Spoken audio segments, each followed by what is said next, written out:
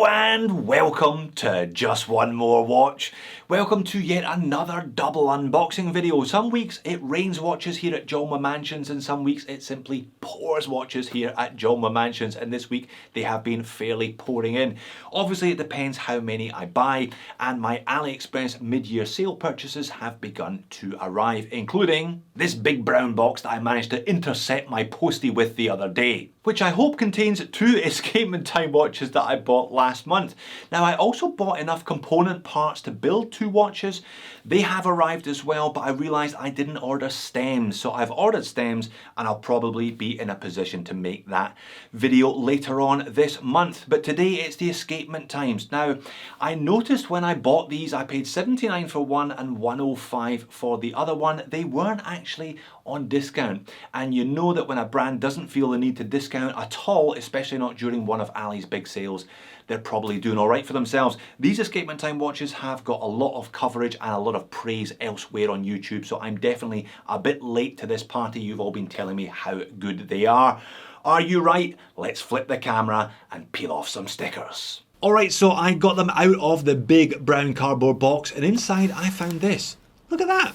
I've seen this before from Nomon, the Singapore watch dealer. I know they kind of put this big kind of bubble wrap cushion to protect the watches, but I have never seen it from an AliExpress vendor. Now I got these from the Escapement Time official store. I will leave the links to their store in the description of the video. I think that bodes well. I know, like I said, these have a good reputation, and if that's how they're packaging a $79 watch and a $105 watch, or it could be a $105 or a $79, I don't know which is which, I think that bodes very well for what is inside the boxes. So let's do this one. Let's find out which one it is. Oh, there we go. It's the Flieger. So I'll start with the Flieger. And plenty of protective plastic wrap surrounding the head of the watch, and also the clasp on the leather strap too, so that is a good sign. Now I said in the video, I'll talk and peel at the same time today perhaps, I said in the video that a Flieger is a Flieger is a Flieger to a greater or lesser extent. They're all supposed to be fairly prescriptive. You've either got a type A dial or a type B dial. Nothing fancy at all on the cases. They should be all brushed, no chamfered edges, no fancy polish, etc, etc. So the difference, the material difference between a really cheap Flieger like this and a really expensive Flieger should be minimal. On wrist you shouldn't really be able to tell one from the other. What a massive counterbalance on that second handle. That is huge. I don't think I've ever seen a bigger counterbalance on any watch at all. Leather strap looks alright. I had a sniff at it and it seems like it's actual leather. Let's peel off the little bracelet clasp protector, the leather strap protector. Yeah, that's actually nice. Chamfered edges on that one. Let me get focused in there so you can see that. Yeah, that is pretty good. Unbranded. Yeah, the whole thing should be sterile as well. Like I said, nothing too expected here. I'm not getting anything that I wasn't expecting, and that is a nice embossed case back with a picture of the plane on it. We do have one extra sticker there. Alright, let's get it set and let's get it on wrist. Before we do that though, I've encountered my first moan with this one already. I noticed from the listing, the sales listing, it has an almost obscene 300 meters of water resistance. Never seen that from a pilot's watch of any description before. No idea why it needs it. It's supplied on a leather strap. It just doesn't make sense for this type of watch. I unscrew the crown. Now this is an NH35 in the back. Unscrew the crown. Now that first pop there should engage the winding. So what have we got? One more. That should be a ghost date position. Yep, that's a ghost date. Nothing happens. One more pull. The movement hacks. All right, I'll reset it. Screw it down again.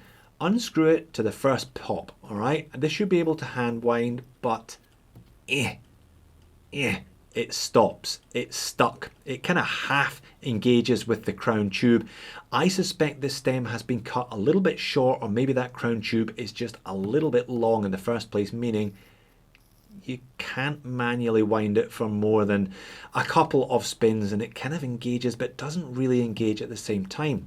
If I want to screw the crown down again, I give it a firm push and twist it, and there we are. It goes all the way down.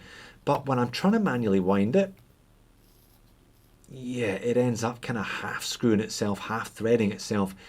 Very, very weird. All right, one issue so far. let's get it set and get it on wrist anyway. And that's it on wrist, and I must say it looks pretty good. It looks pretty much like any other Type A Flieger that I've had in for review, because they all do look the same. Large printed Arabics 1 round to 11, the classic triangle and double dot up there at 12, and we have a printed minute track with large hour indicators on the outer edge there as well. The whole dial is printed. Sword hands, maybe they could be a little broader, and I'm still not convinced by that enormous counterbalance, but at least the second hand does push all the way out to those outer edges, and they are blue, not blued, blue. They will be painted blue. The strap's okay stitching, it doesn't have rivets, but then you wouldn't expect rivets on a watch that costs $105, and I do really like that buckle. Very nice with that kind of brushing here, and the only bit of high polish is the chamfered edge around there. There's no high polish on the watch itself. However, it wears weirdly. I've talked about Fliegers being quite difficult to size and wear before. I've had 40s, 41, 42 and 44 in for review. This is a 40 with 20mm lugs. So that's good. However, it has a very long 50mm lug to lug, and it's 13mm thick. That is dive watch thick. Why does this watch have 300 meters of water resistance and a screw down crown? Why is it so thick? It wears a bit awkwardly. So I've got one manufacturing defect and it kind of wears a bit awkwardly. I'm not overly impressed with Escapement Time 1. I have to say, let's move on to Escapement Time 2, where I'm hoping for better things. Alright, so this one is the Quartz dress watch. This is the VK31, I believe, 4 ticks per second. I've reviewed only about 3 of these in the past. $79 and more than a whiff of Grand Seiko design in the case, the hands and the dial and so on. Let's get it out of its little sleeping bag and have a look at it. And indeed, there it is. Ticking away, looking like an auto, but it isn't an auto, it's a Quartz, and I can already feel how slim this was. So much slimmer than the Flieger by comparison anyway. And yes, indeed, having reviewed my first Grand Seiko on the channel only a few weeks ago, the dial layout, that kind of double baton at 12 there, and those super sharp Dauphine hands certainly are bringing back memories. Let's get the plastic off this one. And there it is. So we've got a kind of creamy ivory dial. Again, a touch of blue here on the second hand only, and very, very sharp. Multifaceted hour and minute hand. Kind of sharp edges on both sides. Very interesting, that one. How is the case? Yeah, slim, high polish. Do we have any brushing? No, it is all high polish. High polish fixed bezel on there as well. And I believe this one just has a push-pull crown. Yeah, push-pull crown. Oh, and another little sticker for us to peel at the back. Almost kind of semi-sterile this. There's not much going on in terms of the case back anyway. No spec sheet here. And I can tell you there's going to be another similarity between this and the Grand Seiko that I reviewed.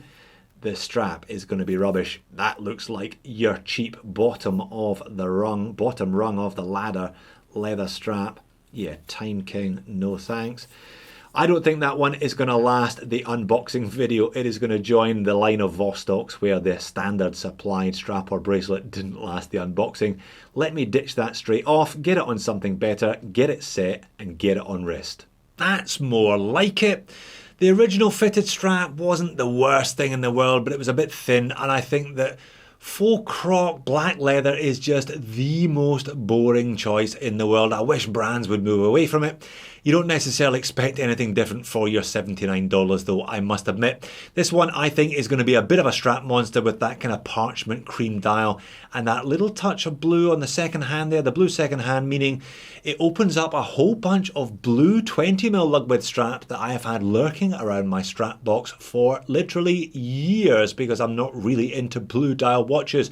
So I don't normally do this, but I'm going to do a bit of a strap fashion show just for this Escapement time. Yeah, this is also nice stitching there, almost kind of suede leather on this one.